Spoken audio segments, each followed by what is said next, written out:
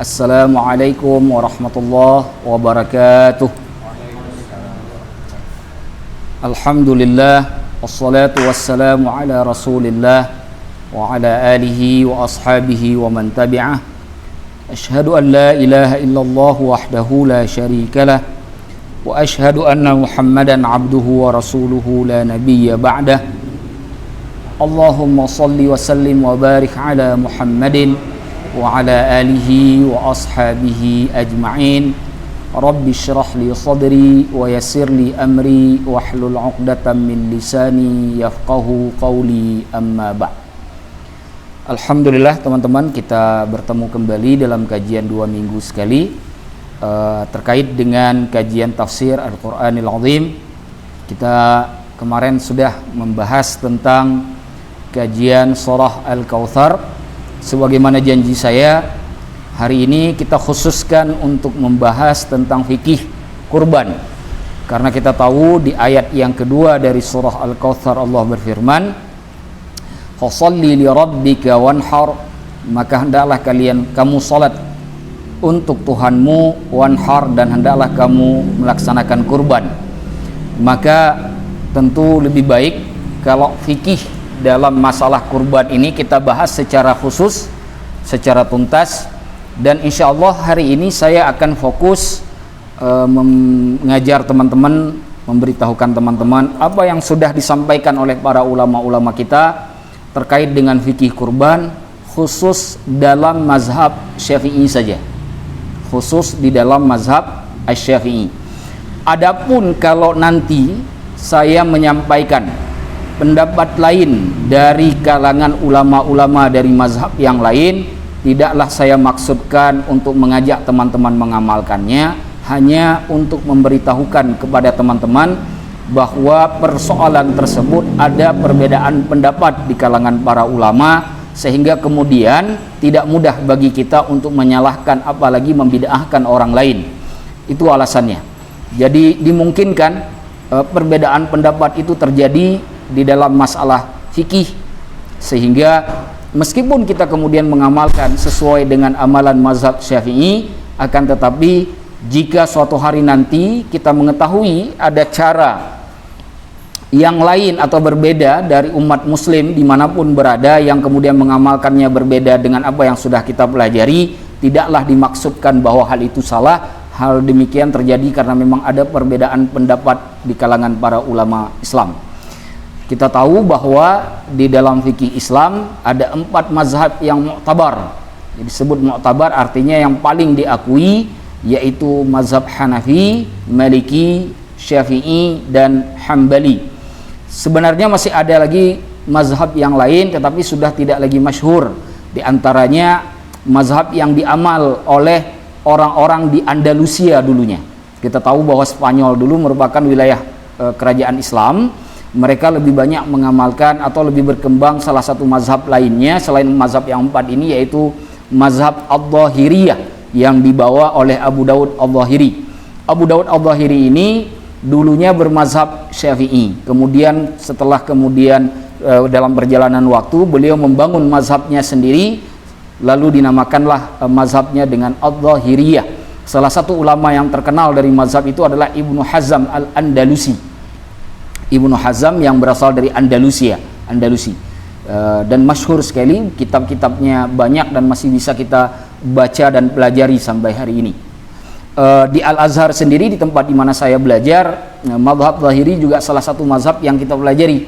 Meskipun hari ini di seluruh dunia sulit sekali melacak para pengikut dari mazhab Adh-Dhahiriyah. Bahkan saya sendiri tidak tahu apakah masih ada pengikut dari mazhab Adh-Dhahiriyah ini. Adapun yang mu'tabar, sebagaimana yang saya sebutkan tadi, hanya 4, yaitu Hanafi, Syafi'i, Maliki, dan Hambali. Inilah yang kebanyakan menjadi rujukan umat muslim di seluruh dunia. Ada pembagian wilayah terkait dengan 4 mazhab ini. Misalkan kita sebut saja mazhab Hanafi, itu merupakan mazhab yang dianut oleh mayoritas penduduk Mesir, tempat di mana Al-Azhar berasal. Tapi ulama-ulama Al-Azhar bukan hanya bermazhab Syafi'i, bermazhab Hanafi. Kebanyakan dari mereka bermazhab Hanafi, Maliki, dan Syafi'i. Belakangan sekitar tahun 70-an Al-Azhar menggalakkan para mahasiswanya supaya ada yang bermazhab Hambali. Bahkan bagi yang mau mempelajari mazhab Hambali dibayar lebih oleh Al-Azhar, per bulannya dibayar 70 juneh atau 70 pound mata uang Mesir sebagai tambahan biaya hidup bagi mahasiswa yang mau belajar mazhab Hambali, karena sudah sedikitnya ulama-ulama Hambali di Mesir khususnya. Adapun mayoritas penduduknya itu bermazhab Hanafi. Sedangkan mazhab Maliki itu kebanyakan dianut oleh masyarakat dari Afrika Utara seperti Tunisia, Maroko, Aljazair dan seterusnya.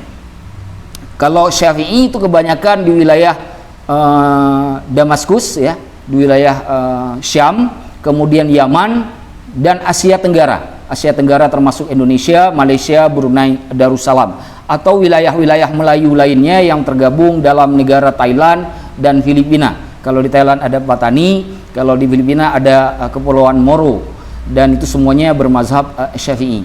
Adapun Hambali saat ini itu dianut oleh kerajaan Arab Saudi, hanya saja ada sedikit perbedaan dari kalangan Arab Saudi khususnya dalam masalah akidah, karena mereka lebih cenderung kepada Hambalinya Ibnu Taimiyah.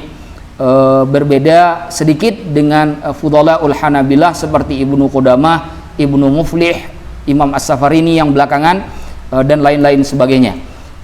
Nah, itulah penyebaran 4 mazhab fikih yang muktabar yang dianut oleh masyarakat muslim di seluruh dunia. Dan dalam hal ini ketika adanya perbedaan pendapat di kalangan para fuqaha, para ahli fikih, maka seyogyanya bagi kita untuk tidak fanatik apalagi menganggap bahwa apa yang kita amalkan itu yang paling benar lalu menyalahkan pendapat dari mazhab yang lain. Sungguh itu sesuatu yang sangat dicela di kalangan para ulama. Namun demikian, karena mayoritas di Indonesia bermazhab Syafi'i, saya akan mengajarkan fikih korbannya pun lebih banyak atau lebih cenderung kepada pendapat dan pemahaman dari mazhab Syafi'i. Hari ini saya akan menggunakan 2 referensi penting dalam bidang fikih. Yang pertama yaitu Al-Fiqhul Islami wa Adillatu, fikih Islam dan dalil-dalilnya, karangan dari ulama mutaakhirin dari Suriah, tepatnya dari Damaskus, Suriah, yaitu Syekh Wahbah Az-Zuhaili. Beliau merupakan doktor perbandingan mazhab dan usul fikih dari Universitas Al-Azhar, Mesir. Bahkan kalau saya tidak salah beliau pernah datang 2 kali ke Indonesia. Sekarang beliau telah meninggalkan kita, kembali kepada Zat yang menciptakan. Kita doakan semoga Allah lapangkan kuburnya, dan kita doakan Allah beri manfaat terhadap ilmu yang telah beliau tinggalkan, dan Allah catat sebagai amal ibadah kepada beliau nanti di padang mahsyar. Yang kedua, saya gunakan kitab Al-Majmu' Syarhul Muhadzab karangan Imam An-Nawawi, karena kita tahu bahwa Imam An-Nawawi merupakan salah satu ulama penting di dalam mazhab Asy-Syafi'i. Nama kitabnya adalah Al-Majmu'. Kitab Al-Majmu' ini merupakan kitab syarah atau kitab penjelasan untuk kitab Al-Muhadzab karangan Imam Asy-Syirazi yang juga merupakan ulama besar di dalam mazhab Asy-Syafi'i. Baik teman-teman, mungkin kita mulai saja pembahasan terkait dengan fikih kurban. Mungkin itu tadi pengantar sedikit dari saya biar kita memahami background ataupun hal-hal yang berhubungan dengan pembahasan kita hari ini. Bismillahirrahmanirrahim. Satu hal yang harus kita catat bersama semua teman-teman yang ikut pengajian ini, bahwa kurban itu ditetapkan oleh Islam berdasarkan wahyu baik dari Al-Quran maupun hadis Rasulullah Sallallahu Alaihi Wasallam. Kalau di dalam Al-Quran sudah kita pelajari sebelumnya, yaitu terdapat pada surah Al-Kautsar ayat 2, itu dalilnya, dalil diwajibkannya kurban. Sedangkan dari hadis Nabi Sallallahu Alaihi Wasallam masyhur diriwayatkan oleh para ulama hadis bahwa Rasulullah Sallallahu Alaihi Wasallam dhaha bi kabsyaini amlahain. Rasulullah Sallallahu Alaihi Wasallam menyembelih 2 kibas atau 2 domba yang berwarna putih.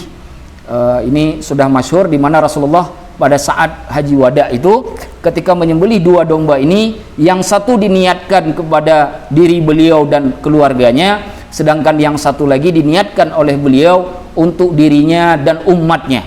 Makanya beliau menyembelih 2 kambing sekaligus sendiri ya, sendiri.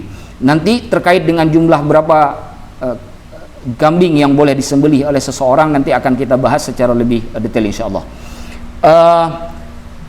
Dasar hukum lainnya terkait dengan kurban ini merupakan kisah dari Sayyidina Ibrahim alaihi salam ketika diperintahkan oleh Allah Subhanahu wa taala menyembelih putranya.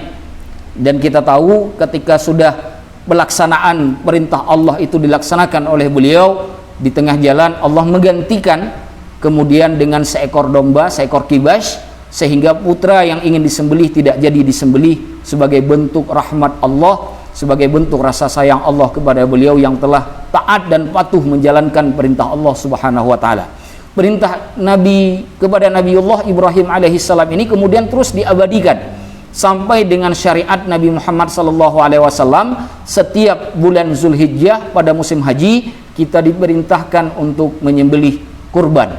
3 hal inilah yang kemudian menjadi dasar tentang pensyariatan dari penyembelihan hewan kurban setiap tahun, yaitu tepatnya pada bulan Zulhijjah. Kita tahu bahwa bulan Zulhijjah merupakan bulan terakhir dari tahun Muharram ya, atau bulan ke-12 dari bulan Muharram. Nah, hanya saja terkait dengan kewajiban pelaksanaan kurban ini di dalam mazhab Asy-Syafi'i, para ulama mengatakan, terutama sebagaimana yang disebutkan oleh Imam An-Nawawi, bahwa mazhab Syafi'i memandang hukumnya itu sunnah muakkadah. Jadi sunnah muakkad, bukan wajib ya. Jadi kalau ada orang punya uang pun tidak mau menyembelih hewan kurban, belumlah sampai dosanya seperti dosa meninggalkan sesuatu yang diwajibkan oleh Allah Subhanahu wa taala. Jadi sunnah muakkad. Adapun yang dimaksud dengan sunnah muakkadah ini adalah sunnah yang sangat dianjurkan. Ada banyak ibadah yang merupakan bagian dari sunnah muakkadah. Di antaranya salat sunnah rawatib, ba'diyah dan qabliyah, seperti salat sunnah qabliyah subuh, qabliyah dan ba'diyah zuhur, kemudian ba'diyah maghrib dan ba'diyah isya. Itu merupakan salat rawatib yang sunnah muakkadah. Begitu juga dengan salat sunnah tahajud, salat sunnah duha dan lain sebagainya yang merupakan salat yang termasuk dalam hukum sunnah muakkadah. Ada banyak hukum-hukum di dalam Islam atau perbuatan-perbuatan dalam Islam yang berkaitan dengan hukum sunnah muakkadah. Akan tetapi Imam Hanafi berbeda pendapat dengan jumhur ulama. Ketika saya katakan jumhur ulama, itu artinya semua ulama atau mayoritas ulama, baik dari mazhab Syafi'i, mazhab Maliki maupun mazhab Hambali. Adapun Imam Hanafi sendiri berpandangan bahwa kurban itu hukumnya wajib dilakukan bagi yang mampu. Jadi wajib di dalam mazhab Hanafi melakukan kurban setiap bulan Zulhijjah. Nah, disinilah letak perbedaan antara jumhur ulama yang di dalamnya juga ada mazhab Syafi'i dengan mazhab Hanafi, terutama sekali dengan Imam Hanafi sebagai pendiri mazhab. Kemudian yang harus diketahui bahwa meskipun ada perbedaan dari sisi hukum, keempat mazhab ini yaitu Hanafi, Maliki, Syafi'i dan Hambali bersepakat bahwa orang yang diperintahkan untuk melaksanakan kurban itu ada beberapa golongan atau terpenuhinya syarat-syarat wajib, yaitu muslim. Jadi seseorang yang menyembelih kurban itu haruslah orang muslim. Jadi tidak boleh kemudian kita wajibkan kepada non-muslim, kepada orang Hindu, kepada orang Kristen, karena memang kewajiban orang-orang di luar Islam itu kewajiban pertama sekali adalah beriman kepada Allah dan Rasulnya, atau beriman kepada rukun iman yang keenam. Sedangkan penyembelihan kurban yang merupakan bagian dari amaliyah perbuatan seorang muslim hanya diwajibkan kepada muslim saja. Itu sebabnya syarat pertama bagi orang yang ingin melaksanakan kurban, maka diwajibkan dia harus beragama Islam. Yang kedua, orang yang merdeka, tidak diwajibkan kepada budak, karena budak itu dia tidak memiliki harta, sedangkan orang merdekalah yang dimungkinkan memiliki harta. Itu syarat yang kedua bagi orang yang diharuskan untuk menyembelih kurban. Yang ketiga, orang yang baligh, yang sudah baligh ya, sudah masuk hukum mukallaf atau hukum yang dibebankan wajib. Terkait dengan baligh ini, hitungan awalnya itu adalah ihtilam, mimpi basah. Kalau ada orang yang terlambat mimpi basah, ada pendapat dari ulama Syafi'i yang mengatakan bahwa umurnya itu, umur baligh itu adalah 15 tahun. Itu umur maksimal dari dihitungnya orang baligh. Yang selanjutnya disepakati juga dari 4 mazhab adalah syarat selain dari yang sudah saya sebutkan, diharuskan juga kepada orang yang berakal. Tidak diwajibkan kepada orang gila untuk berkurban. Kalaupun kita mempunyai anggota keluarga yang tiba-tiba kehilangan akal sehatnya, maka ahli warisnya juga tidak diwajibkan, bahkan tidak juga disunnahkan untuk menyembelih kurban untuk saudaranya atau anggota keluarganya yang tidak berakal tadi. Kemudian orang yang mukim itu artinya yang tidak berada di dalam perjalanan, artinya tinggal di dalam negerinya sendiri.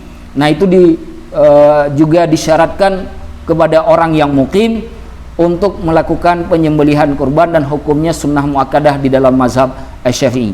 Yang terakhir yang disepakati juga oleh para ulama semuanya, syarat untuk orang yang menyembelih kurban itu dia haruslah mampu, mustati', mempunyai kemampuan untuk membeli binatang kurban kemudian menyembelih. Bagi orang yang tidak mampu, maka dia tidak diwajibkan, bahkan tidak disunnahkan sama sekali untuk menyembelih hewan kurban. Jika dia berada dalam kapasitas fakir dan miskin, justru dia menjadi bagian orang yang menerima daging kurban, bukan orang yang menyerahkan daging kurban. Nah, inilah 6 syarat yang disepakati oleh 4 mazhab sekaligus, yaitu muslim, orang merdeka, baligh, kemudian orang berakal, kemudian orang mukim, yang terakhir adalah orang yang sanggup atau mustati'. Nah, kemudian 4 mazhab ini berbeda pada 2 syarat, yaitu syarat yang pertama terkait dengan orang yang musafir. Ini kita misalkan pada saat itu sedang dalam perjalanan sejak dari tanggal 10 sampai dengan tanggal 13 Zulhijjah. Nah, karena memang waktu penyembelihan kurban itu hanya dilakukan dari tanggal 10 sampai dengan tanggal 13, 4 hari saja. Nah, bagaimana kalau dalam 4 hari itu kita berada dalam perjalanan? Nah, apakah disunnahkan ataukah tidak? Di dalam mazhab Asy-Syafi'i dan juga mazhab mazhab Maliki serta mazhab Hambali, 3 mazhab ya, jumhur ulama Syafi'i, Maliki, Hambali, maka disunnahkan juga buat orang yang sedang di dalam musafir, kalau dia terpenuhi hukum yang 5 atau syarat yang 5, yaitu muslim, berakal, kemudian bukan budak, artinya orang merdeka, baligh, dan juga dia sanggup untuk membeli binatang untuk disembelih, maka juga disunnahkan untuk melakukan penyembelihan di tempat dia berada. Sedangkan Imam Hanafi mengatakan tidaklah sunnah, artinya bagi orang musafir tidak ada kewajiban dan juga tidak disunnahkan sama sekali untuk menyembelih. Sedangkan kita bermazhab Syafi'i mengatakan hukumnya adalah sunnah. Hanya saja mazhab Asy-Syafi'i mengatakan anak kecil tidak disunnahkan untuk menyembelih hewan kurban. Anak kecil.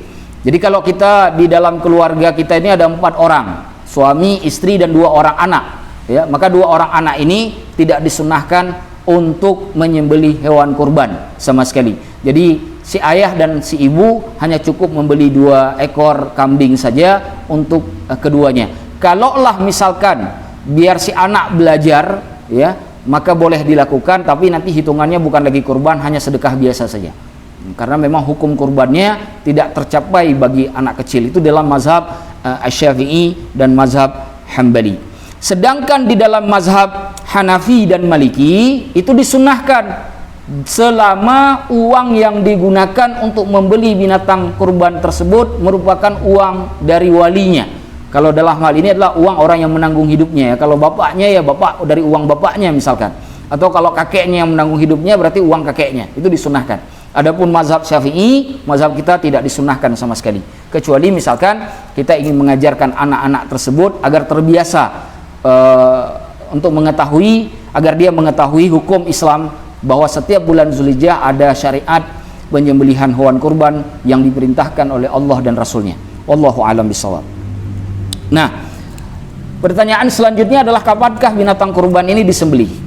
Nah, untuk mengetahui kapan waktu penyembelihan binatang kurban, maka kita harus menghitung waktu pada bulan Zulhijjah, terutama terkait dengan pelaksanaan ibadah haji. Kalau kita hitung dari tanggal 8 Zulhijjah, maka 8 Zulhijjah itu merupakan hari Tarwiyah namanya. Hari Tarwiyah ini hari di mana disunnahkan bagi orang yang berangkat haji untuk keluar dari kota Mekah menuju Mina. Disunnahkan, bukan wajib.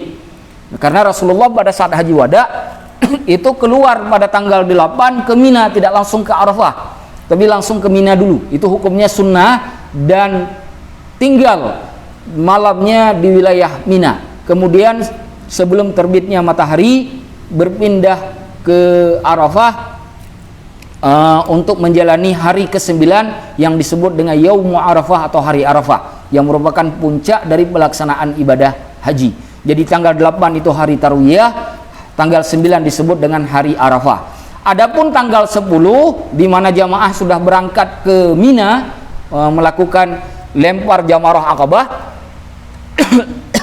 juga merupakan bagian nanti di sana di tanggal 10 itu tahallul, ya, agar bisa melepas baju dan mengganti baju yang biasa, melepas baju ihram. Maka hari tanggal 10 itu disebut dengan Yaumun Nahri, hari penyembelihan binatang kurban. Nah, disitulah tanggal 10 di mana penyembelihan binatang kurban disyariatkan pertama sekali untuk dilakukan. Dan itu berlangsung sampai dengan 3 hari selanjutnya, yaitu tanggal 11, tanggal 12, dan tanggal 13. Tanggal 11, 12, 13 ini disebut dengan Ayyamut Tasyriq atau hari tasyrik. Jadi kalau kita hitung 8 Tarwiyah, 9 hari Arafah, 10 hari Nahr, kemudian 11, 12, 13 disebut dengan hari Tasyrik. Nah, penyembelihan binatang kurban itu hanya 4 hari saja, yaitu 10, 11, 12, 13 dari bulan Zulhijjah. Adapun dimulai waktunya ketika terbitnya matahari di tanggal 10. Di dalam mazhab Syafi'i dilakukan setelah salat dan khutbah hari raya Idul Adha. Nah, jadi di dalam mazhab Syafi'i tidak boleh dilakukan sebelum salat dan khutbah.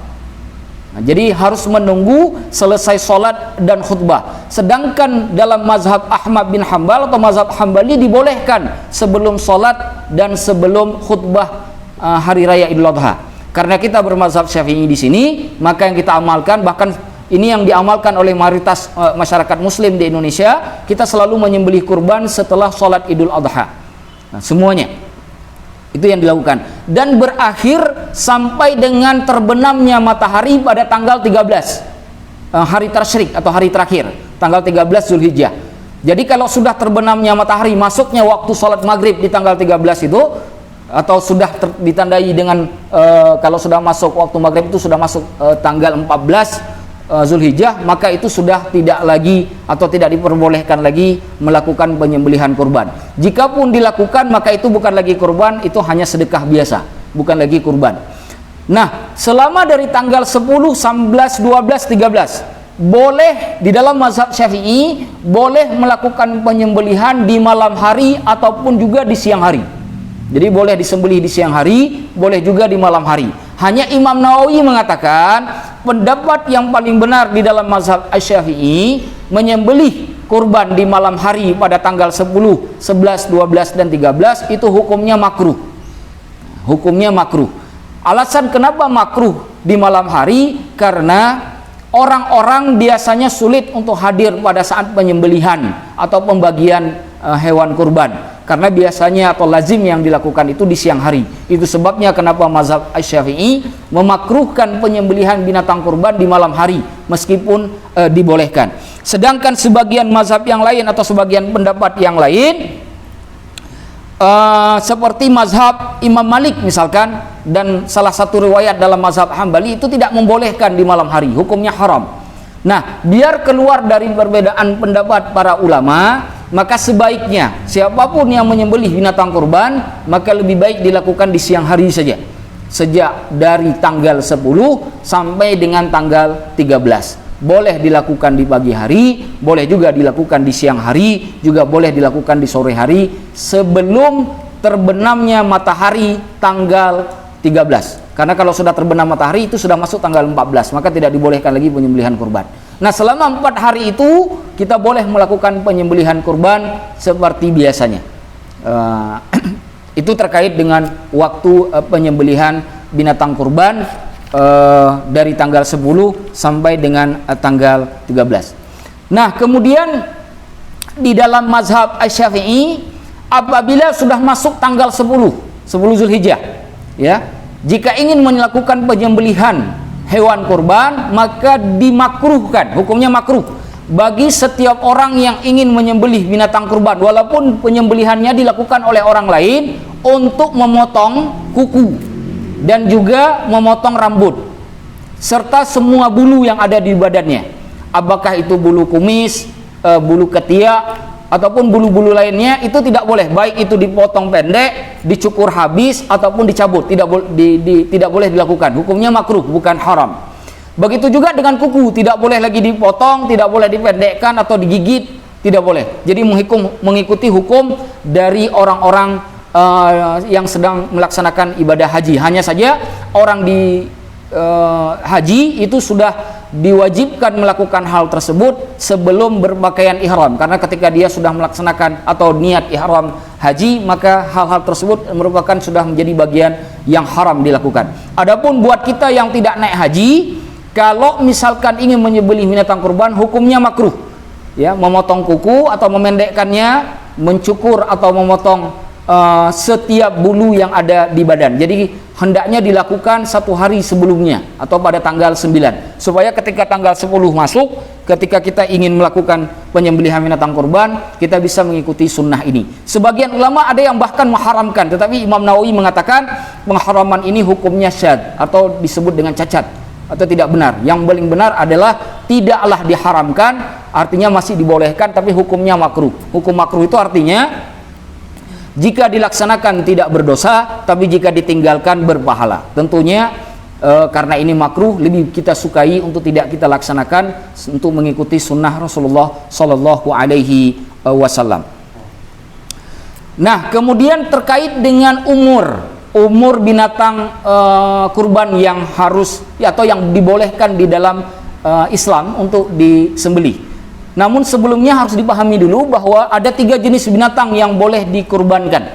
Nah, nanti jangan karena dikatakan binatang yang boleh dikurbankan, nanti malah justru nyembelih ayam, nyembelih bebek. Ditanya, buat apa nyembelih ayam? Buat kurban Idul Adha. Nah, nggak cukup.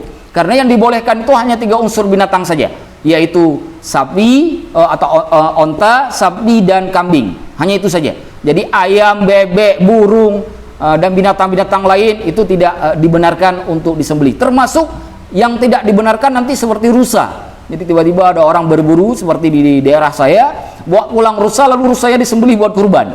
Tidak bisa. Jadi kurban itu hanya terbatasi dari 3 binatang, onta, sapi dan kambing. Termasuk dalam bab sapi ini masuk juga lembu ataupun kerbau, ya, kerbau juga masuk dalam hukum sapi. Jadi boleh kerbau itu dikurbankan. Di dalam hukum kambing juga termasuk domba dan biri-biri, itu juga boleh dikurbankan. Bahkan mengurbankan domba itu jauh lebih baik dari kambing biasa. Kalau di sini di Jawa ini kita ada namanya kambing kacang dan kambing Jawa itu biasanya. Kalau orang-orang yang main dengan kambing itu maksudnya bisnis kambing maksud saya, atau orang-orang yang paham tentang dunia perkambingan, nah, biasanya ngerti itu kalau kambing kacang, kambing Jawa. Nah, domba itu lebih disukai untuk disembelih daripada kambing kacang atau kambing Jawa. Nah, terkait dengan domba, karena domba lebih disukai, maka atau biri-biri ya sama, itu hukumnya diharuskan mencapai umur 1 tahun. Sudah masuk tahun kedua. Apabila tidak didapati atau tidak ditemukan domba yang berumur 1 tahun masuk tahun kedua, maka dibolehkan untuk menyembelih domba dengan umur minimal 6 bulan. Umur minimal 6 bulan, itu sekurang-kurangnya untuk domba. Nah, kalau memang sulit didapatkan atau tidak dapatkan. Ini disebutkan di dalam kitab Kifayatul Akhyar. Di dalam mazhab Kifayatul Akhyar juga kitab yang ditulis oleh ulama Asy-Syafi'i. Jadi kalau domba itu umurnya 1 tahun masuk tahun kedua, apabila sulit didapatkan, boleh kemudian menyembelih domba minimal umurnya 6 bulan. Tapi saya sarankan ke teman-teman di sini, apalagi kan sekarang banyak yang jualan kambing ya, jadi diusahakan mencari domba yang umurnya 1 tahun untuk menyempurnakan. Adapun kambing yang saya maksud di sini adalah kambing kacang dan kambing Jawa, maka tidak boleh 6 bulan, diharuskan 1 tahun masuk tahun kedua. Nah, itu kalau kambing wajib 1 tahun masuk tahun kedua. Nah, berbeda dengan domba. Adapun sapi, kalau sapi umurnya 2 tahun mau masuk tahun ketiga, ya. Sudah sempurna tahun keduanya, mau masuk tahun ketiga. Itu umur sapi yang disembelih untuk binatang kurban. Adapun onta itu yang sudah sampai umurnya 5 tahun masuk tahun ke-6. Ya. Sudah sampai umur 5 tahun masuk tahun ke-6. Nah, itulah umur-umur binatang yang dibolehkan di dalam mazhab Asy-Syafi'i untuk dilakukan penyembelihan kurban. Saya ulangi, domba umur yang terbaik adalah 1 tahun, sudah sempurna 1 tahun masuk tahun kedua. Bagi yang kesulitan mendapatkan umur yang 1 tahun, dibolehkan untuk menyembelih sekurang-kurangnya umur 6 bulan. Nah, tapi diusahakan yang umur 1 tahun. Kalau kambing, dalam hal ini kalau di kita lah kambing kacang dan kambing Jawa, itu diharuskan yang sudah sempurna umur 1 tahun masuk tahun kedua. Kalau sapi yang sudah sempurna tahun kedua mau masuk tahun ketiga. Kalau onta yang sudah sempurna umurnya 5 tahun mau masuk tahun ke-6. Itulah syarat umur dari binatang kurban yang dibolehkan di dalam mazhab Asy-Syafi'i. Nah, di dalam mazhab Syafi'i disebutkan bahwa yang paling baik untuk disembelih dari binatang kurban ini, yang pertama itu adalah onta. Dengan catatan onta itu tidak disembelih sebanyak atau berserikat di dalamnya 7 orang, tidak, tapi 1 orang 1 onta. Jadi boleh 1 orang itu nyembelih 1 onta, itu boleh. Atau 1 orang mau nyembelih 1 sapi misalkan, 1 lembu boleh. Jadi tidak mesti harus 7 orang, 1 orang pun boleh. Nah, itu lebih baik dilakukan daripada menyembelih domba ataupun kambing kacang atau kambing Jawa. Jadi menyembelih 1 ekor onta itu lebih baik daripada menyembelih 1 ekor sapi. Menyembelih 1 ekor sapi lebih baik daripada menyembelih 1 ekor kambing. Akan tetapi menyembelih 1 ekor kambing itu lebih disukai daripada menyembelih 1 ekor onta ataupun sapi dengan sebab adanya 7 orang yang berserikat di dalamnya.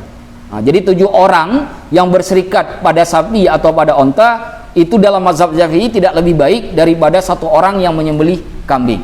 Jadi kalau misalkan teman-teman sanggup beli kambing untuk 1 orang 1, itu lebih diutamakan daripada berserikat 7 untuk menyembelih 1 onta atau 1 sapi. Bagi jamaah yang berangkat naik haji biasanya di sana itu yang disembelih biasanya onta. Kalau di kita karena nggak punya onta, ya kita sembelih biasanya yang lazim itu lembu atau sapi. Kalau kerbau pun bahkan jarang ya di kita dilakukan penyembelihan. Baik, itu terkait dengan jenis binatang ya dalam mazhab Asy-Syafi'i. Kemudian dalam mazhab Syafi'i juga dibolehkan menyembelih binatang yang jantan ataupun betina. Jadi boleh jantan, boleh juga betina. Dua-dua boleh. Hanya saja di dalam mazhab Syafi'i lebih disukai menyembelih yang jantan daripada yang betina, karena yang jantan itu dagingnya lebih enak dibanding yang betina. Jadi dalam mazhab Syafi'i itu yang menyembelih hewan jantan itu lebih disenangi daripada yang menyembelih binatang betina. Bahkan juga di dalam mazhab Syafi'i ditetapkan dari sisi warna binatang. Yang pertama sekali yang paling disukai itu binatang yang berwarna putih. Nah, kenapa warna binatang putih? Karena Rasulullah dari hadis yang saya bacakan tadi menyembelih dhaha Rasulullah sallallahu alaihi wasallam bikabsyaini amlahain. Rasulullah menyembelih 2 kibas atau 2 domba yang berwarna putih. Karena Rasulullah menyembelihnya 2 domba berwarna putih, maka para ulama Syafi'i menetapkan bahwa daging dari binatang yang berwarna putih itu jauh lebih disukai dari warna yang lainnya.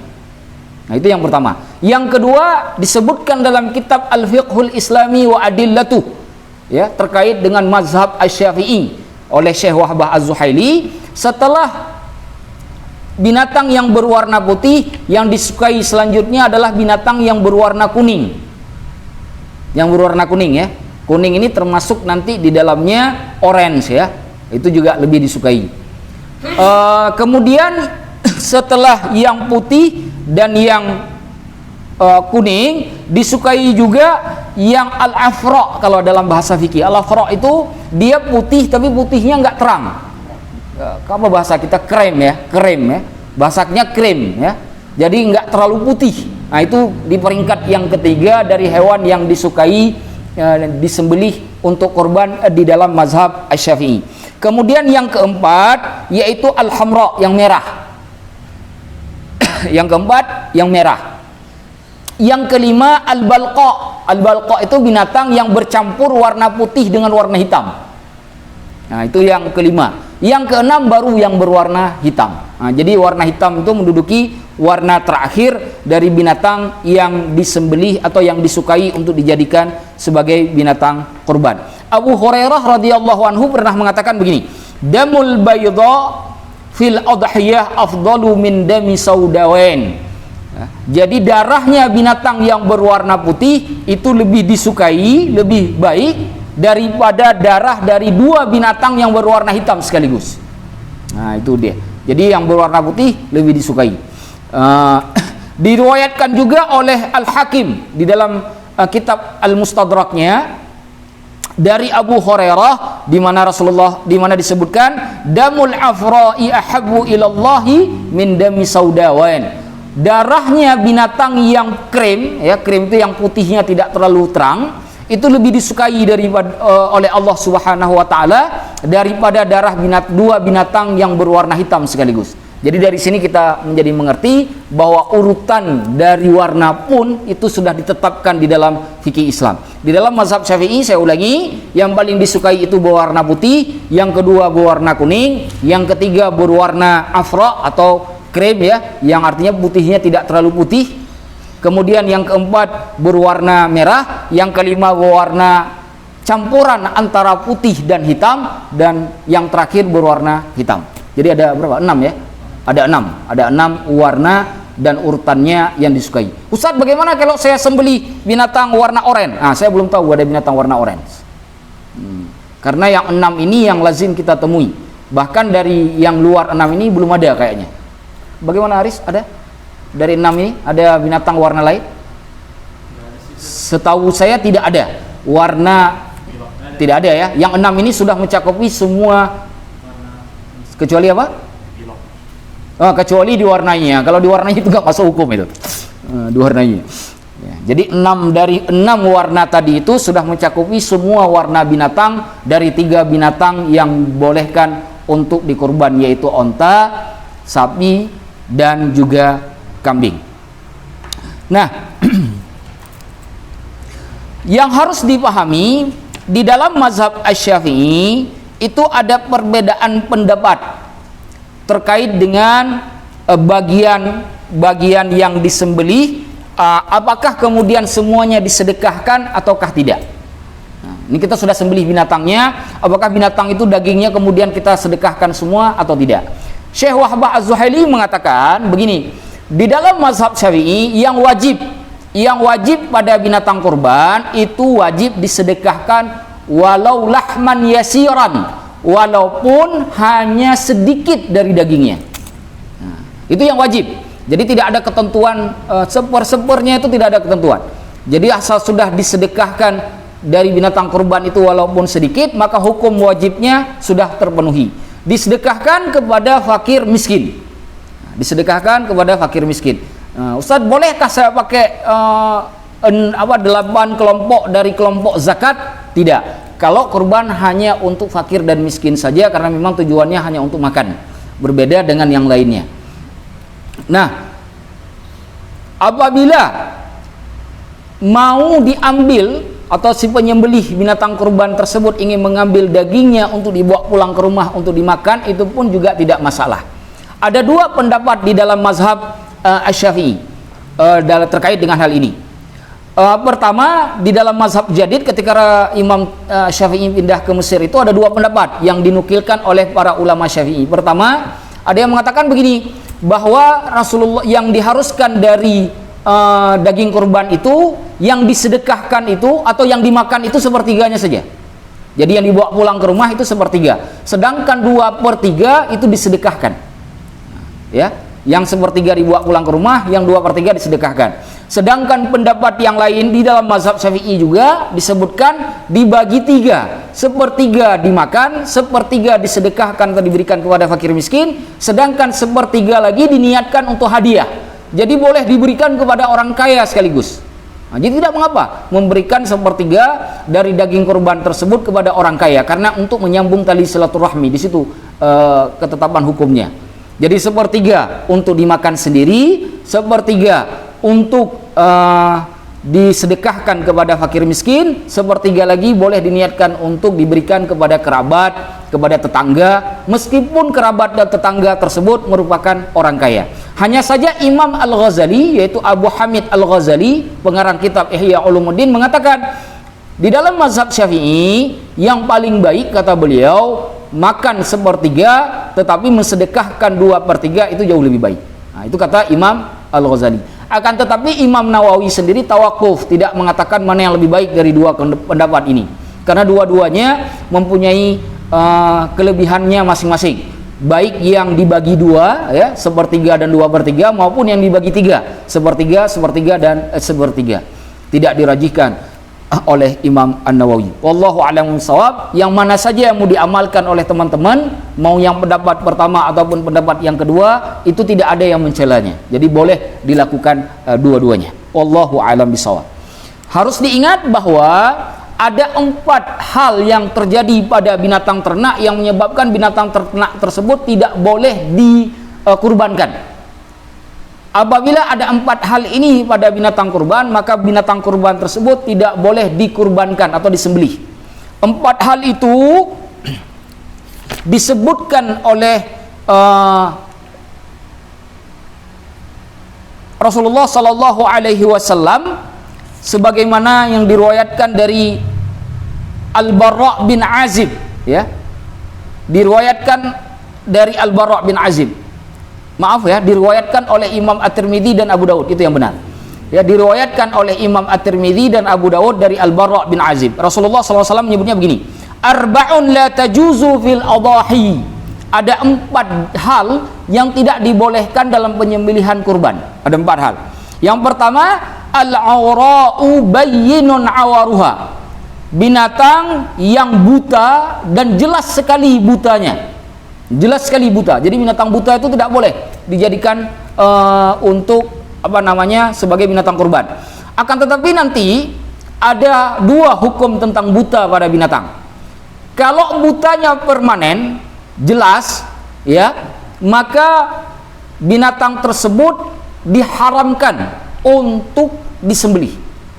Tetapi ada yang butanya buta dia bisa melihat di siang hari tapi tidak bisa melihat di malam hari. Katarak ya. Di siang hari binatang tadi bisa melihat, tapi di malam hari dia tidak bisa melihat. Kalau kejadiannya seperti ini, maka hukumnya makruh. Nah, kenapa hukumnya makruh? Karena Ibnu Abbas radhiyallahu anhu mengatakan ta'dhimuha istihsanuha. Cara mengagungkan ibadah kurban itu dengan cara membaikkan penyembelihan. Jadi semuanya cari yang terbaik. Jadi kalau teman-teman melihat nih matanya nih ngeragu-ragu nih, kayaknya juling nih, nah, kayaknya bukan ngelihat ke depan, ngelihat ke kanan misalkan, nah, jangan dibeli. Nah, cari binatang yang terbaik untuk disembelih. Itu hukumnya lebih afdal atau lebih baik.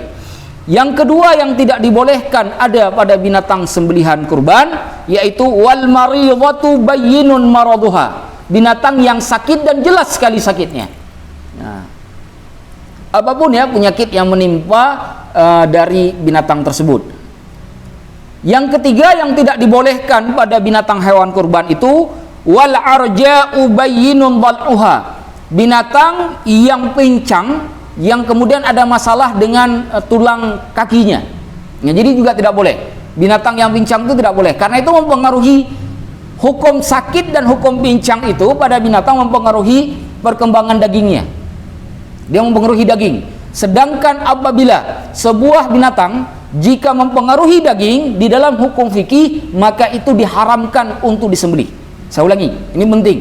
Di dalam kurban, apabila binatang dia mempunyai penyakit yang menyebabkan kemudian mempengaruhi terhadap pertumbuhan dagingnya, maka itu diharamkan untuk disembelih. Itu sebabnya kenapa penyakit ataupun pincang pada kaki itu diharamkan oleh agama untuk menjadi alasan penting supaya binatang sembelihan kurban tersebut kemudian tidak disembelih. Yang terakhir wal kasirul lati la tanqa, binatang yang kurus yang kemudian tidak ada lemaknya, kurus sekali. Nah, binatang ini udah puasa 1 tahun nih kayaknya puasa binatangnya, kurus sekali. Nah, ini yang puasa lama-lama ini, binatang yang suka puasa lama-lama ini, nah ini nggak boleh dikorbankan. Nah, kau nanti makan dulu, buka dulu puasanya, baru kami boleh sembelih. Tidak boleh disembelih binatang yang kurus. Jadi kalau kita lihat dari 4 hal ini, saya sarankan ke teman-teman, cari binatang yang terbaik. Jangan sampai ada sedikit pun aib. Walaupun kemudian ada aib yang ada pada binatang tersebut yang tidak sampai diharamkan di dalam agama. Imam Nawawi mengatakan ada 2 jenis aib pada binatang kurban. Yang pertama, aib yang menyebabkan binatang kurban tersebut diharamkan untuk disembelih. Yang kedua, keaiban yang menyebabkan binatang kurban tersebut makruh untuk disembelih. Tidak haram tapi makruh. Apapun aib pada binatang kurban maka tetap berefek pada hukum. Maka saya sarankan kepada semua teman-teman di sini, cari binatang kurban yang terbaik. Tidak ada sedikit pun aib pada binatang kurban tersebut, baik pada mata, pada gigi, pada badan, pada kaki, termasuk pada tanduk. Pada tanduk. Misalkan tuh ada tanduk binatang yang sudah pecah, tanduknya pecah, itu makruh hukumnya untuk disembelih. Hukumnya makruh. Jadi benar-benar salim, sebagaimana perkataan Ibnu Abbas yang saya ucapkan tadi atau yang saya nukilkan tadi, ta'dhimuha istihsanuha, mengagungkan penyembelihan kurban itu dengan cara memperbaiki penyembelihan. Jadi dari sisi binatang pun itu sudah ada kriteria-kriteria khusus yang sudah ditetapkan di dalam fikih Islam. Sehingga ketika orang kemudian mengambil binatang kurban, daging kurban, itu adalah daging dari binatang yang terbaik. Itu tujuannya. Insya Allah ketika kita menyembelih binatang kurban, darah pertama yang mengucur ke tanah belum sampai jatuh ke bumi, maka Allah sudah ampuni dosa orang tersebut. Jadi darah tadi itu belum sempat menyentuh tanah, maka orang yang melakukan penyembelihan kurban sudah diampuni dosanya oleh Allah. Begitu nikmatnya, begitu luar biasanya penyembelihan hewan kurban. Derajat orang yang menyembelih hewan kurban di mata Allah Subhanahu wa taala. Itu sebabnya bagi yang mampu saya sarankan untuk setiap tahun bisa menyembelih hewan kurban. Kalau tidak mampu, berdoa kepada Allah supaya dimampukan oleh Allah Subhanahu wa taala. Amin ya rabbal alamin.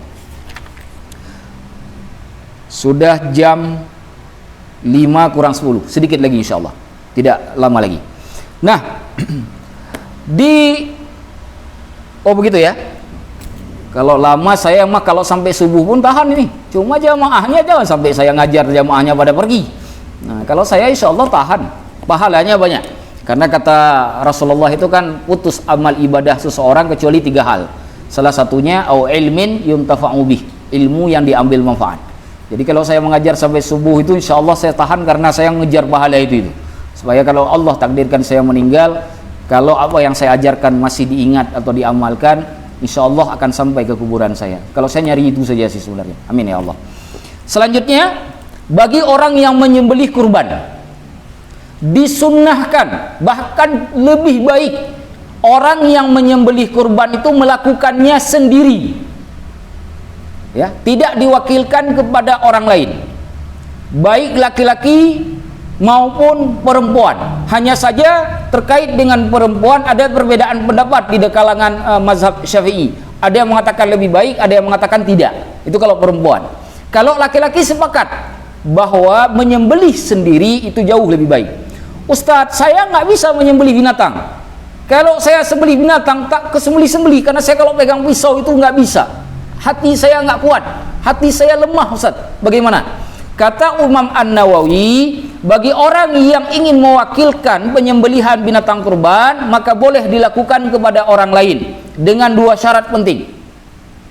Pertama, tidak boleh atau diharamkan diwakilkan penyembelihan binatang kurban kepada para penyembah berhala, kepada orang-orang Majusi penyembah api.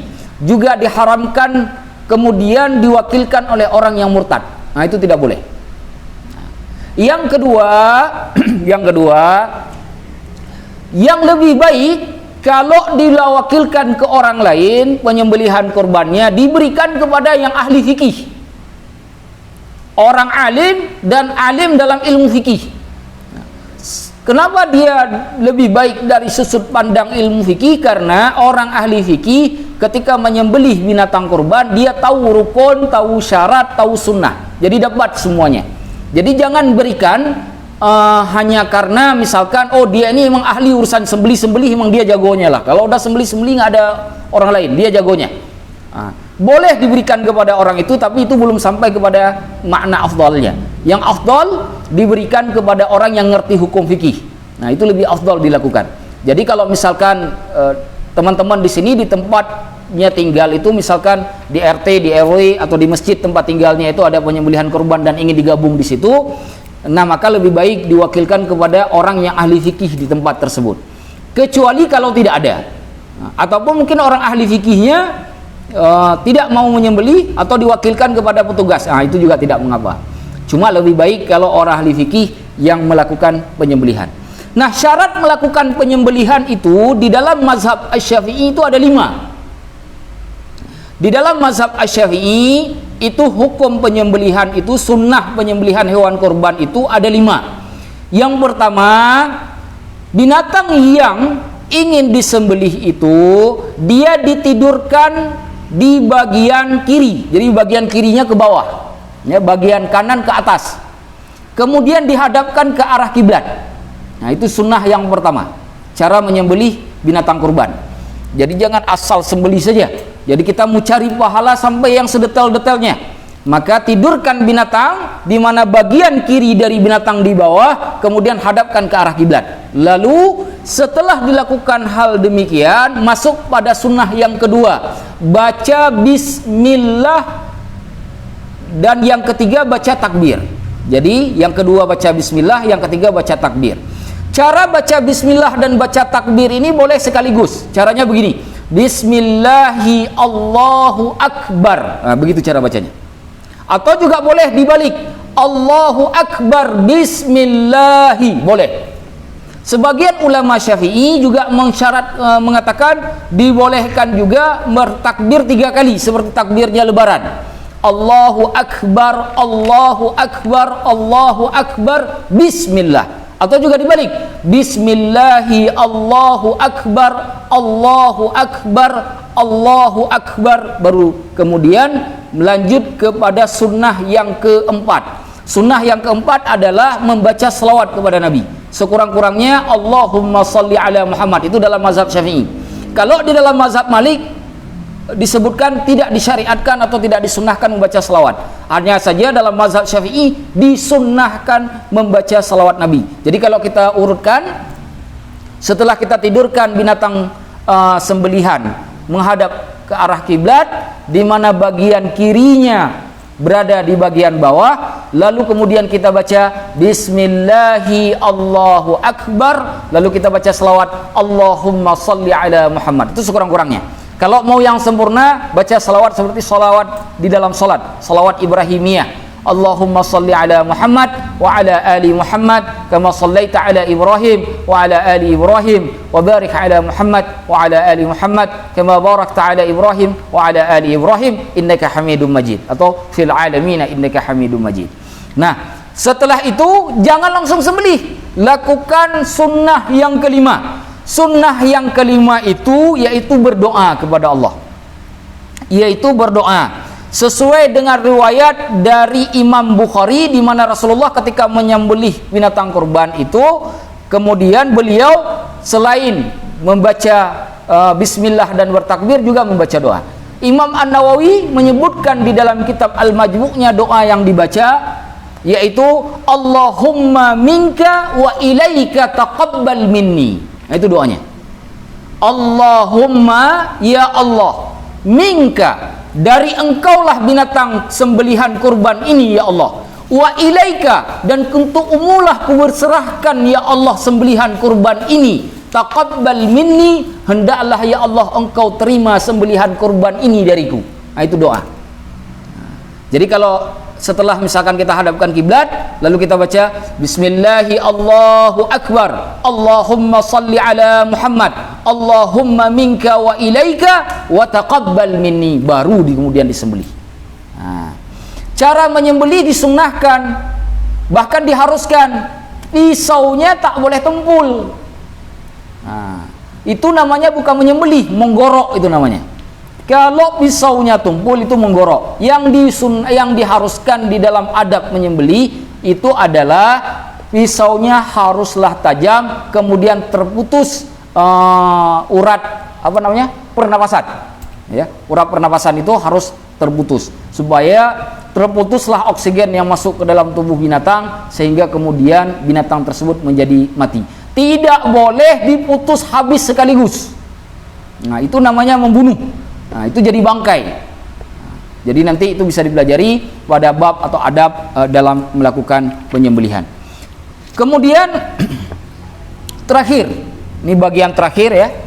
Apakah boleh kemudian saya mengambil bagian dari binatang kurban tadi seperti bulu, apalagi tanduk, kemudian gigi yang tidak kemudian disedekahkan?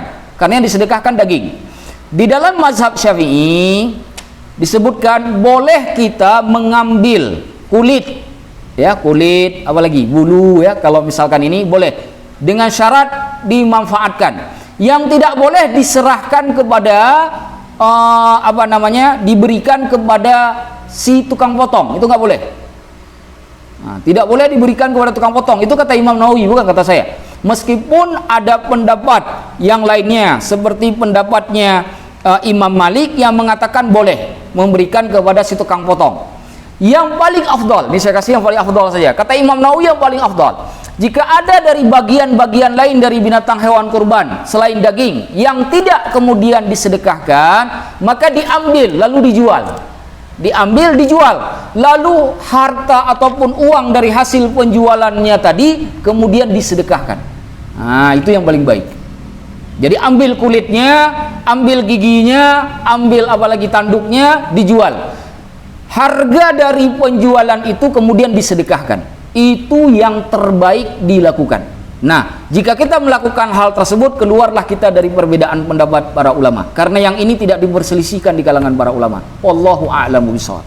Saya kira itu saja yang bisa saya sampaikan terkait dengan fikih kurban dan bagaimana cara menyembelihnya, kapan penyembelihannya, dan lain sebagainya. Jika ada pertanyaan, saya persilakan.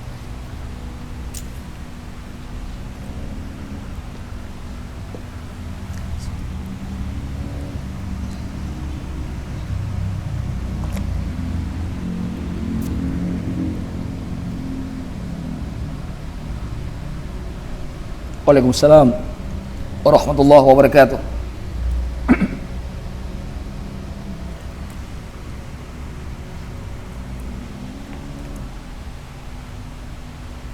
Ya.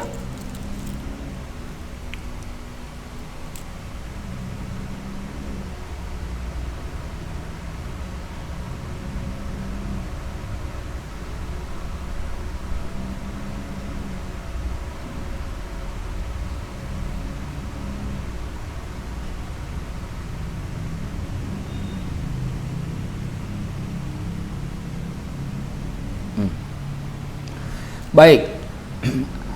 Imam An-Nawawi mengatakan begini dalam kitab Al-Majmu' Syarh Al-Madzhab. Mungkin saya ulangin, mungkin kalau ada yang belum jelas pertanyaannya.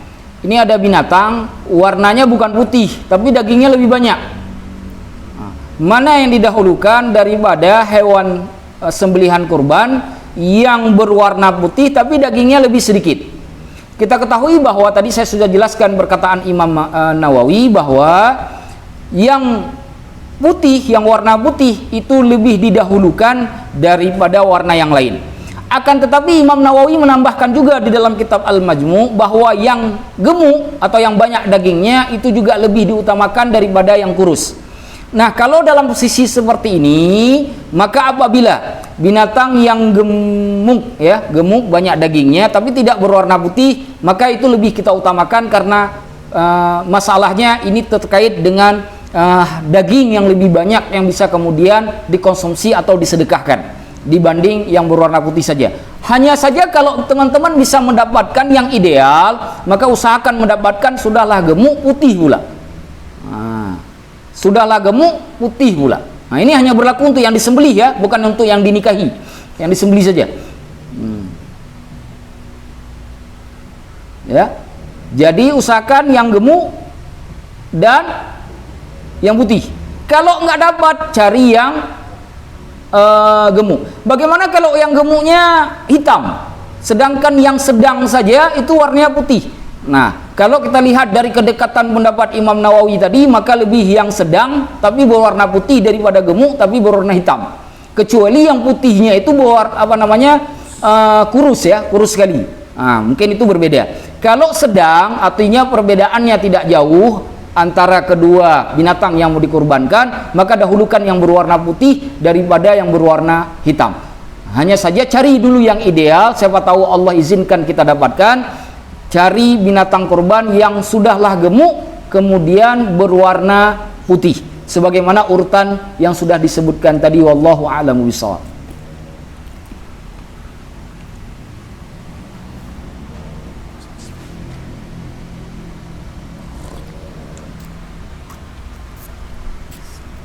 Iya, silakan. Waalaikumsalam warahmatullahi wabarakatuh.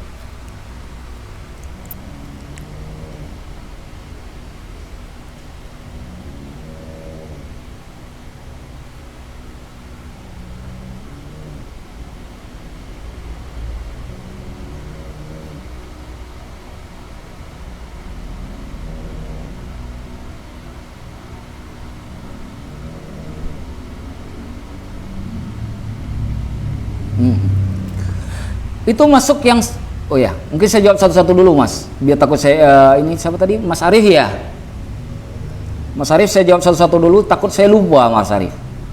Boleh ya, nanti kita sambung lagi dengan pertanyaan selanjutnya, Mas Arif, ya.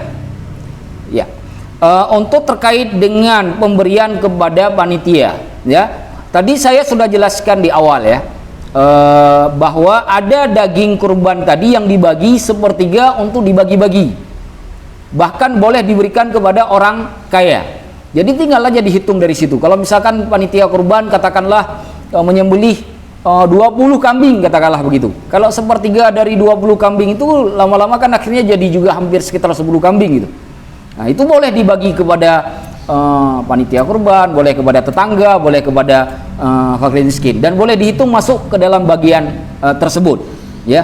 Hanya saja kalau kemudian yang punya kambing mau mengasih atau memberikan yang lebih banyak pun juga tidak mengapa, selama hukumnya yang wajib ada tetap dari daging kurban tersebut yang disedekahkan. Itu hukum wajibnya di situ. Nah, jadi bukan banyak sedikitnya. Hanya afdalnya, yang afdal kata Imam Al-Ghazali tadi saya kutip, bahwa kalau yang mau dibagi-bagi itu yang sepertiga saja, termasuk yang dimakan, ya. Sedangkan yang 2/3 itu kemudian disedekahkan. Atau menggunakan pendapat yang kedua. Pendapat yang kedua itu adalah sepertiga dimakan sendiri oleh yang punya kambing, sepertiga diberi bagi-bagi termasuk ke kerabat, ke tetangga, atau juga kepada panitia, atau juga sepertiganya lagi kemudian disedekahkan untuk fakir dan miskin. Mungkin yang di pertanyaan tambahan adalah bagaimana kalau ada biaya pemotongan? Nah, Atau upah, misalkan saya menyewa orang atau tukang potong ya. Nah kalau misalkan menyewa oh ya gitu ya. Oh sebenarnya udah masuk. Alhamdulillah. Kayaknya kita memang apa namanya nyambung nih Pak Arif nih. Sehati kita ini memang. Alhamdulillah. Jadi kalau misalkan dibayarkan, maka tidak boleh dihitung dari harga ataupun dari biaya binatang kurban itu sendiri. Jadi dipisah biayanya. Karena hitungan biaya binatang kurban itu satu keutuhan. Nah, tidak boleh dihitung kepada biaya, karena dia hanya boleh dimakan, diberikan, dan disedekahkan. Tidak boleh dihitung kepada pembayaran. Kalau ada pembayaran karena dengan siwa, itu harus dikeluarkan dari binatang kurban itu sendiri. Jadi ya si pembeli binatang kurban kemudian menyiapkan uang tambahan untuk membiayai tukang potong. Wallahu a'lamu bishawab. Saya kira seperti itu Pak Arif. Wallahu a'lam bishawab.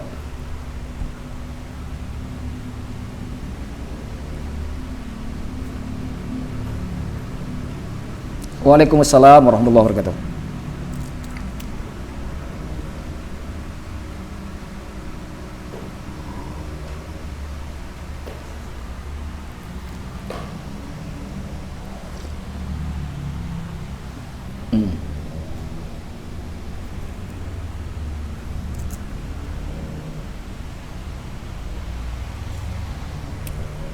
Atau kurban. Ya.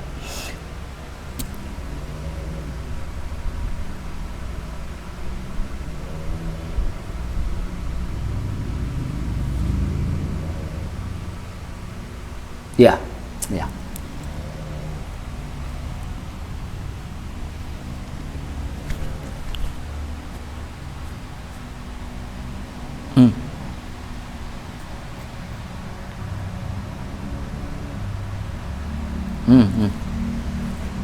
Hmm. Ya. Baik, bismillahirrahmanirrahim. Pertanyaan pertama, mana didahulukan akikah atau kurban bagi orang yang belum diakikah di waktu kecil? Kita tahu bahwa orang yang belum diakikah oleh orang tuanya, entah karena belum mampu atau karena misalkan lupa, maka dia boleh mengulang akikahnya pada saat dia sudah dewasa. Nah sekarang mana yang didahulukan? Kita ketahui bahwa baik akikah maupun dari kurban dalam mazhab Syafi'i sama-sama sunnah muakkad. Dua-duanya sama-sama sunnah muakkadnya sejajar. Hanya saja para ulama secara keseluruhan berbeda pendapat terkait manakah yang didahulukan, akikah ataukah kurban. Saya lebih cenderung kepada pendapat yang mengatakan bahwa mendahulukan akikah, karena akikah itu berkaitan dengan lahir dan itu hanya dilakukan satu kali saja. Berbeda dengan kurban yang bisa dilakukan setiap tahun. Nah, jadi bagi yang belum akikah, maka lebih baik berakikah terlebih dahulu, karena hukum dari akikah pun sama, ada yang dimakan, ada juga yang disedekahkan, sama seperti dengan kurban. Kalau dia sanggup untuk melakukan dua-dua di tahun yang sama, maka lakukanlah dua sekaligus. Kalau tidak, dahulukan akikah, kemudian baru kemudian melakukan kurban. Itu terkait dengan pertanyaan yang pertama. Adapun yang kedua, manakah batasan anak yang dibolehkan melakukan atau disunnahkan melakukan penyembelihan hewan kurban? Tadi di awal sudah saya jelaskan sepertinya bahwa ada perdebatan para ulama terkait dengan anak kecil. Ya, terkait dengan anak kecil. Di dalam mazhab Syafi'i, dalam mazhab Hambali tidak disunnahkan sama sekali anak kecil. Apalagi tadi yang umurnya di bawah 5 tahun tadi disebutkan. Maka itu tidak disunnahkan sama sekali, kecuali mau mengajarkan supaya dia terbiasa. Tapi dia bukan kurban, nanti jatuh hukumnya hanya sedekah biasa saja, bukan hukum kurbannya, karena dia memang tidak disunnahkan. Berbeda dengan mazhab Hanafi dan Maliki. Kalau mazhab Hanafi dan Maliki itu mengatakan disunnahkan hatta terhadap anak kecil yang belum baligh, dengan sebab selama biaya yang digunakan untuk membeli binatang kurban tadi itu berasal dari uang walinya. Nah, itu hukumnya. Adapun kita bermazhab Syafi'i, maka kita katakan tidak disunnahkan. Jadi kalau misalkan mau ditinggalkan, bagi mazhab Syafi'i itu tidaklah mengapa, ya, kecuali mau diajarkan. Wallahu a'lam bishawab. Saya kira seperti itu. Sama-sama.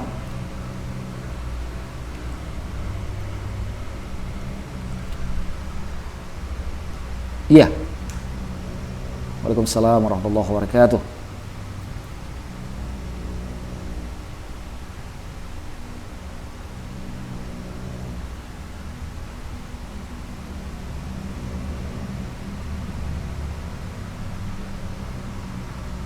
Oh ya, bolehkah berkorban terhadap orang yang meninggal dunia? Kira-kira begitu ya, mungkin ya. Nah, jadi boleh masuk orang tua, boleh masuk yang lain dan lain sebagainya. Saya sebelumnya sudah menyiapkan bahan, tapi sepertinya lupa saya sampaikan. Wallahu a'lam bishawab ya. Terkait dengan bolehkah kita menyembelih hewan kurban? Ini khusus hewan kurban, jangan nanti dikaitkan dengan hukum yang lain seperti sedekah ya. Kepada orang yang telah meninggal dunia ada dua pendapat. Pendapat yang pertama itu disebutkan oleh Abul Hasan Al-Abbadi. Abul Hasan Al-Abbadi ini mazhab Syafi'i ya, yang mengatakan dibolehkan kita berkurban terhadap orang yang telah meninggal dunia, termasuk orang tua ya, dibolehkan.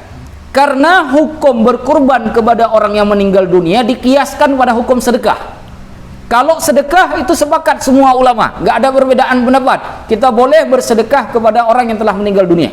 Jadi anak boleh bersedekah kepada orang tuanya, orang tua boleh bersedekah untuk anaknya, adik boleh bersedekah untuk ayah abangnya, begitu juga sebaliknya, dan seterusnya. Boleh kita bersedekah. Nah, hukum ini dijadikan kias oleh Abu Hasan Al-Abbadi untuk menghukum bahwa orang yang berkorban pun dibolehkan apabila dia berniat untuk berkorban terhadap orang yang telah meninggal dunia. Akan tetapi ada perbedaan pendapat dalam hal ini, karena Imam Al-Baghawi itu mengatakan tidak sah kita berkorban kepada orang yang telah meninggal dunia kecuali diwasiatkan. Kalau tidak diwasiatkan, itu tidaklah sah berkorban kepada orang yang meninggal. Berbeda dengan sedekah, artinya tidak bisa langsung dikiaskan kepada sedekah. Khusus kepada korban, itu tidak dibenarkan. Ini kata Imam Al-Baghawi. Imam Ar-Rafi'i itu yang merupakan juga ulama yang sangat terkenal di dalam mazhab Syafi'i mengambil pendapat yang kedua, yang mengatakan bahwa tidaklah kita berkorban kepada orang tua ataupun kerabat kita yang telah meninggal dunia kecuali diwasiatkan. Nah, dan saya pribadi mengambil pendapat dari pendapatnya Imam Ar-Rafi'i dalam mazhab Syafi'i ini. Wallahu a'lamu bishawab. Saya kira begitu, Mas Arif.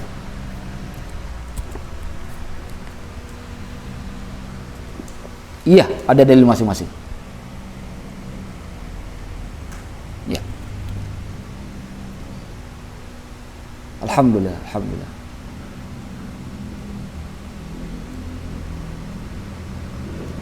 Atau saya yang bertanya? Enggak, saya cuma ini aja biar. Oh, di tempat saya ini juga ada yang ikut kajian, yang 4 orang, ada juga yang mau bertanya. Masalah kambing bisa buat 7 orang. Satu kambing. Baik. Bagaimana menyembelih kambing? Ini ada pertanyaan begini.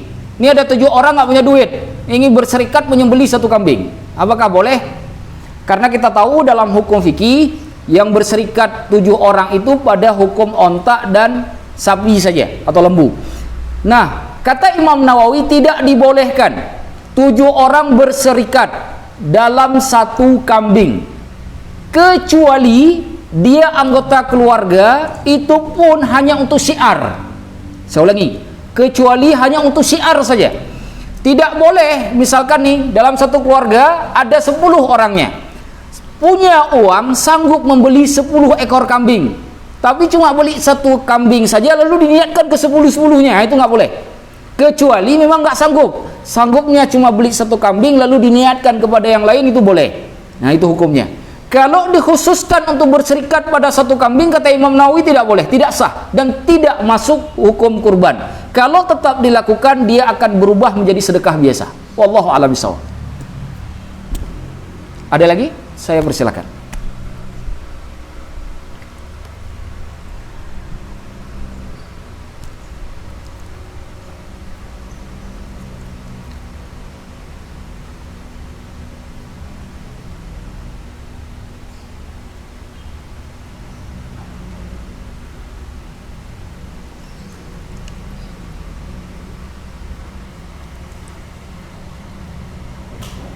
Iya, lebaran dulu. Betul. Jangan langsung berkorban. Salat dulu.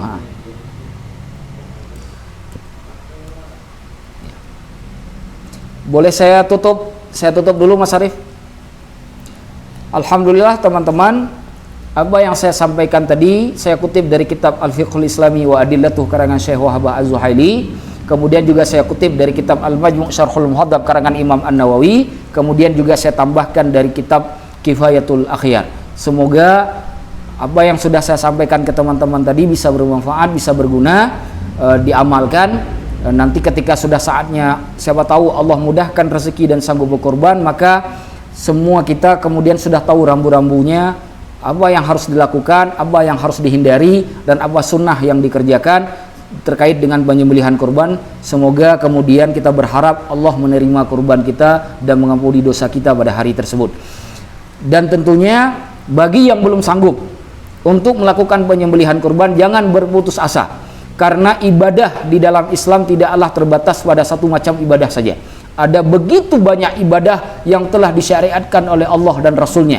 Baik dari sisi sholat, baik dari sisi puasa, baik dari sisi sedekah, kemudian juga zikir dan doa. Ada begitu banyak yang bisa dilakukan apabila kita belum sanggup untuk kemudian melakukan penyembelihan kurban. Sembari kita bermohon kepada Allah, semoga Allah kemudian menurunkan rezekinya kepada kita, sehingga pada hari tanggal 10 Zulhijjah nanti Allah lapangkan rezeki yang kita miliki, sehingga kemudian kita bisa melakukan penyembelihan hewan kurban sebagai bentuk taatan dan kepatuhan kita kepada Allah dan Rasulnya. Pada akhirnya semangat dari kurban ini adalah semangat kebersamaan. Ini ibadah sosial, bukan hanya ibadah vertikal saja, tapi juga ibadah horizontal, agar kita peduli kepada sesama. Bahwa yang kaya jangan pernah melupakan yang miskin, yang kaya juga tidak kemudian sebaliknya yang miskin juga kemudian tidak merasa terasing dari yang kaya. Hubungan ini dibentuk oleh agama supaya tidak ada gap, tidak ada pemisah di antara yang kaya dengan yang miskin. Karena pada akhirnya yang paling hebat di mata Allah Subhanahu wa taala adalah yang paling bertakwa. Karena kata Allah Subhanahu wa taala dalam surah Al-Hujurat ayat 13, "Inna akramakum 'indallahi atqakum." Sesungguhnya yang paling mulia di antara kalian di sisi Allah adalah yang paling besar takwanya kepada Allah Subhanahu wa taala. Saya mohon maaf kalau ada kalimat ataupun kata-kata yang salah, baik sengaja ataupun tidak. Hanya kepada Allah saya memohon ampun, dan selebihnya dari semua yang saya sampaikan semoga dicatat oleh Allah sebagai amal ibadah buat saya, baik sekarang maupun nanti ketika saya telah meninggal dunia. Dan kepada teman-teman saya harapkan bisa memahami hukum ini dan kemudian diamalkan. Hadanallahu wa yakum ajma'in. Aqulu qawli hadza wa astaghfirullahal azim. Wassalamualaikum warahmatullahi wabarakatuh.